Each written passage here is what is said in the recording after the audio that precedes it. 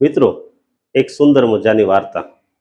એક છોકરો હોય ને, એ ઘડિયાળના શોરૂમમાં જાય છે અને એક સુંદર મજાની એક મોંઘી ઘડિયાળ લે છે એને પપ્પાને ગિફ્ટમાં દેવા માટે. એ છોકરો ઘરે આવે છે અને એને પપ્પાને કહે છે કે લ્યો પપ્પા, હું તમારા માટે ઘડિયાળ લઈને આવ્યો છું. આટલી સરસ મજાની મોંઘી ઘડિયાળ તમે પહેરશો ને તો તમને બહુ મજા આવી જશે. તમે તમારી જિંદગીમાં ક્યારે આવી ઘડિયાળ જોઈ નહીં હોય, એવી સરસ મજાની હું તમારા માટે મોંઘી ઘડિયાળ લઈને આવ્યો છું. ત્યારે પિતાએ કીધું કે દીકરા, આ ઘડિયાળ તું મારા માટે લાવ્યો છો, આ સમય જોવા માટે જ લાવ્યો છો ને? ત્યારે દીકરાએ કીધું, હા પપ્પા, આ સમય જોવા માટે જ લાવ્યો છું.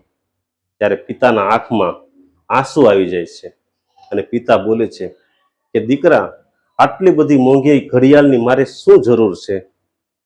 તે ખાલી સમય જોવા માટે જ મારી હાટું ઘડિયાળ લાવ્યો છો ને? મારે સમયની જરૂર નથી, મારે તારા સમયની જરૂર છે. તું મને સમય આપને, બસ મારે આટલું જ જોતું છે, મારે બીજું કોઈ વસ્તુ નથી જોતી. મિત્રો, આ વાત ઉપરથી આપને એવું શીખવા મળે છે કે જ્યારે આપણા મા બાપ ગઢા થાય છે ને, જ્યારે એની ઉંમર થઈ જાય છે ને, ત્યારે મા બાપને છે ને કોઈ પૈસાની, કોઈ પણ વસ્તુ મિલકતની એને જરૂર નથી.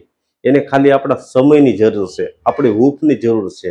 ખાલી આપણે 5 થી 10 મિનિટ ખાલી મા બાપની સાથે બેસીએ ને તો એ એટલા બધા આનંદમાં આવી જાય છે. એ કિંમતી ઘડિયાળ કરતાં પણ કેટલો ઘણો આનંદ એ મા બાપને થાય છે. બસ તમે 5 થી 10 મિનિટ તમારા મા બાપની સાથે તો બેસો. બોલો મિત્રો, રાધે રાધે.